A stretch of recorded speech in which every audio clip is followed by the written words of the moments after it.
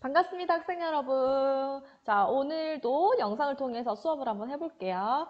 자, 오늘은 우리 이제 영양소 2차시인데요. 오늘부터는 각 영양소에 대해서 학습을 할 거예요. 교과서는 페이지 50페이지를 펼쳐서 수업을 들으시면 되고, 순서를 설명을 하자면 우선 쌤 강의를 들어야 되겠죠? 쌤 강의는 한 15분 정도 될 것 같아요. 근데 오늘은 저번 시간과 마찬가지로 과제는 따로 없고 여러분들이 학습지를 작성해서 올리시면 됩니다. 자, 이렇게 해서 수업을 진행을 할 건데 우리 지난 시간에 배웠던 내용부터 복습을 한번 해볼게요. 지난 시간에 6가지 영양소, 6대 영양소에 대해서 학습을 했습니다. 기억을 하십니까? 자, 같이 한번 적어볼게요. 말을 하면서 탄수화물, 또 뭐 있어요? 단백질, 지방, 그쵸? 그 다음에 또 무기질, 비타민, 우리 몸에 제일 많은 물. 이렇게 된다. 맞습니까? 그렇다면 오늘은 여기서 어떤 영양소에 대해서 배울 거냐 하면 탄수화물에 대해서 학습을 할 거예요. 탄수화물이 매우 중요한데요. 오늘도 여러분 수업을 집중해서 딱 잘 들어주셔야 합니다. 자, 그렇다면 우리는 탄수화물에 대해서 뭐를 배울 거냐 하면, 자, 기능, 그 다음에 탄수화물이 함유되어 있는 식품, 이렇게 학습을 할 겁니다. 식품에는 종류도 있을 것 같아요. 이거는 동시에 학습을 할게요. 우선 기능부터 가겠습니다. 자, 탄수화물은 어떤 기능을 하냐면요. 자, 우선 에너지를 공급하는 주된 영양소예요. 자, 에너지가 뭐냐면 에너지가 우리 몸을 움직이게 하는 게 에너지다, 맞죠? 자동차에는 기름이 필요하듯이 우리 몸에는 영양소가 필요한데 이 영양소 중에서 이 탄수화물이 우리 에너지를 공급하는 주된 영양소예요.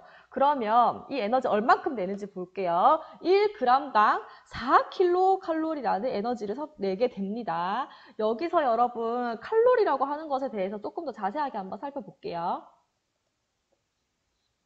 자, 이 칼로리라고 하는 것이 열량인데요. 열량은 음식 속에 들어있는 에너지거든요. 이 에너지가 우리 몸에 들어오면서 키가 자라고 뇌가 활성화되고 여러 가지 성장을 하게 되는 건데, 자, 이게 이 에너지의 단위가 칼로리가 되겠습니다. 자, 그렇다면 자, 물 1리터의 물을 14.5도씨에서 물을 1도씨 올리는데 필요한 게 바로 1칼로리가 되겠습니다.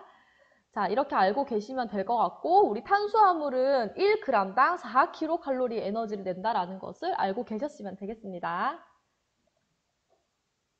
자, 그렇다면 두 번째 기능 갈게요. 자, 이 탄수화물은 체내에서 포도당이라는 것으로 분해가 되어서 흡수가 된다고 합니다. 이게 무슨 말이냐 하면, 죄송해요. 포도당.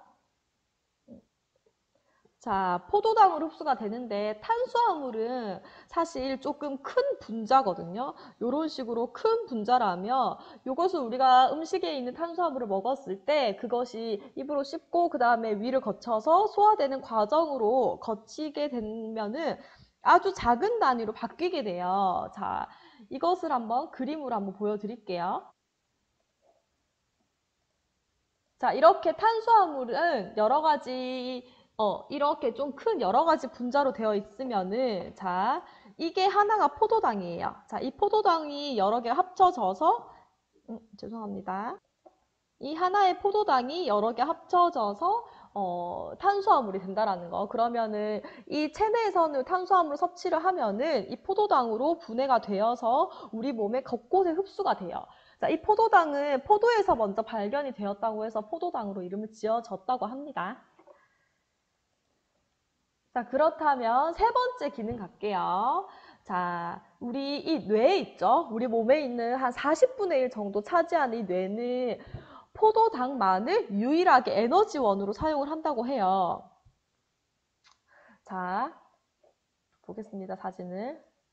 여기 있죠. 뇌가 있는데 이 뇌가 유일하게 포도당만의 에너지를 사용을 하게 돼서 여러분 아침을 꼭 먹고 오세요라는 말 들어보셨죠? 네, 이거 일리가 있는 말인 게 아침을 먹으면은 탄수화물이 소화가 돼서 나중에 포도당으로 우리 몸에 에너지원이 쓰인단 말이에요. 근데 우리가 먹은 포도당의 50% 정도가 뇌가 가져간대요. 그래서 뇌가 활성화가 잘 된다라는 거겠죠. 그래서 아침을 섭취하는 것이 좋습니다.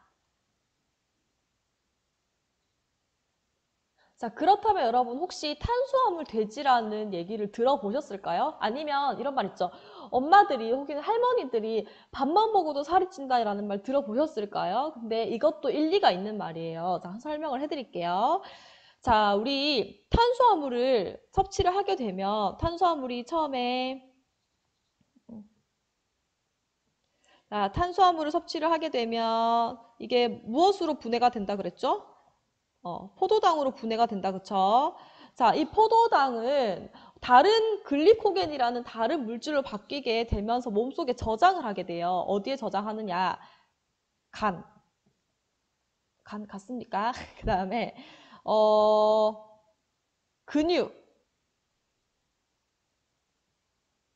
근육. 죄송해요. 선생님 그림을 잘 못 그려서.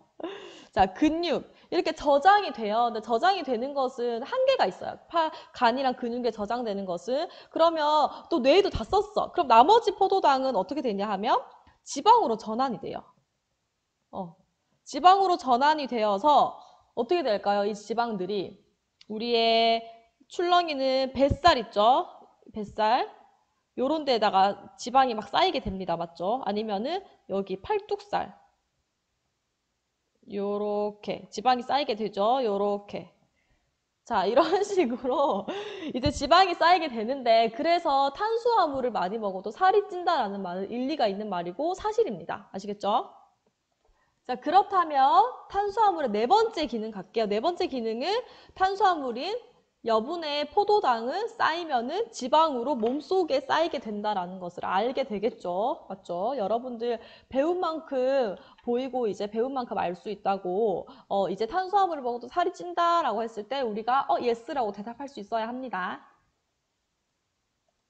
자, 이 네 가지 기능 여러분 학습지에 다 작성을 해주셔야 돼요. 그 다음에 이 영양소에 대해서는 그냥 수업으로만 듣는 것이 아니라 여러분들 살아가면서 꼭 필요한 것들이기 때문에 잘 알고 계셔야 되고 혹여나 나중에 여러분이 다이어트를 하게 될 경우가 있을 수 있거든요. 그때도 이 영양소의 지식이 매우 중요해요. 아시겠죠? 그래서 꼭 기억을 해주셨으면 좋겠습니다. 그렇다면 이제 탄수화물에는 어떤 음식에 포함이 되어 있을까를 볼 거예요.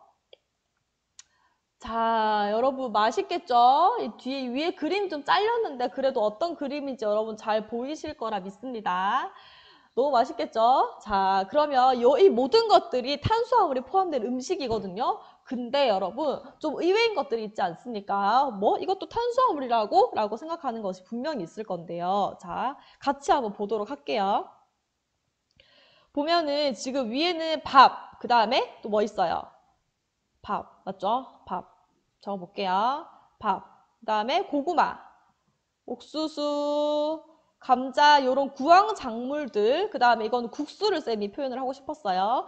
이런 것들이 탄수화물이 들어간 거는 여러분 다 알고 계셨을까요? 나 그 밑에 볼게요. 자, 달달한 음식인데요. 달달구리들 있죠? 꿀, 초콜릿, 그 다음에 케이크, 도너츠, 뭐 마카롱 이런 것들 있죠. 선생님이 다 하는 음식 너무 좋아하는데요.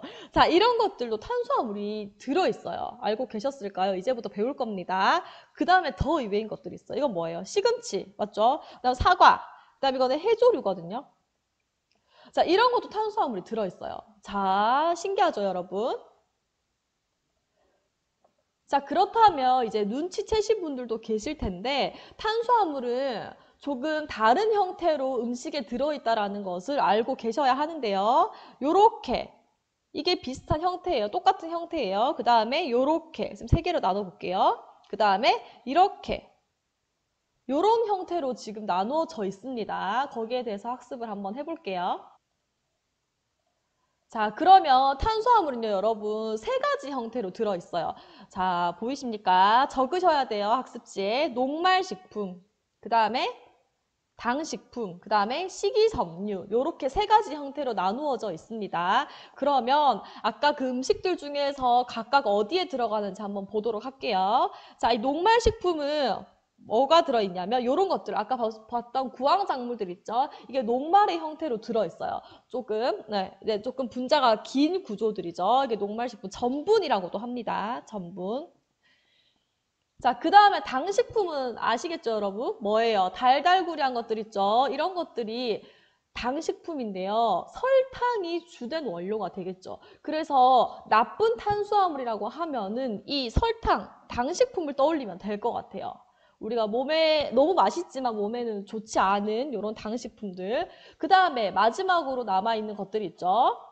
이런 것들이 있으니까 자, 이런 것들이 바로 식이섬유라는 형태로 들어있는데요. 자, 이 식이섬유에 대해서 조금 더 자세하게 한번 살펴보겠습니다. 자, 여러분 혹시 아이고 죄송해요. 어디 갔나? 죄송합니다. 여러분 혹시 미에로 하이바라고 아실까요? 이거는 출처는 네이버에서 보았습니다. 홈페이지에서 보았어요. 자, 이 미에로 하이바가 위에 보면은 여기 보면 잘 안 보이지만 마시는 식이섬유라고 되어 있거든요. 이 하이바가 식이섬유라는 뜻인데 이 미에로 하이바의 광고에서는 항상 늘 예쁘고 날씬한 여자 모델이 나오는데요. 미에로 하이바를 먹고 나서 배가 짤룩해지는 그런 거 항상 표현을 하거든요. 그 이유가 뭐냐 하면 이 식이섬유의 특징 때문인데요. 자, 특징을 조금 더 자세하게 살펴보겠습니다. 자, 이것은 그림을 한번 볼게요, 여러분. 그림을 보면은 어떤 그림인 것 같아요? 식이섬유소를 이 학생이 힘들어하고 있다가 설명을 좀 할게요. 힘들어하고 있다가 식이섬유소를 먹었더니 어떻게 됐어요? 건강변이 나왔다, 맞죠? 그럼 식이섬유소가 어떤 기능이냐 하면 보이죠? 식이섬유소를 먹으면은 이건 사실 우리 몸에 소화가 되진 않아. 소화가 되진 않아요. 소화 안 돼요. 소화 안 돼요. 그리고 흡수되지도 않아서 사실 살이 찌진 않아요. 그렇다고 많이 먹으면 안 됩니다. 소화 흡수되지가 않는데 그렇다면 이 식이섬유소는 우리 몸에 들어와서 약간 포만감을 느끼게 해줘요. 포만감. 왜 그러냐 하면 이 식이섬유가 물을 잘 흡수하는 성질을 가지고 있거든요. 우리 몸에 있는 물을 잘 흡수를 하면서 포만감을 막 느끼게 해줍니다.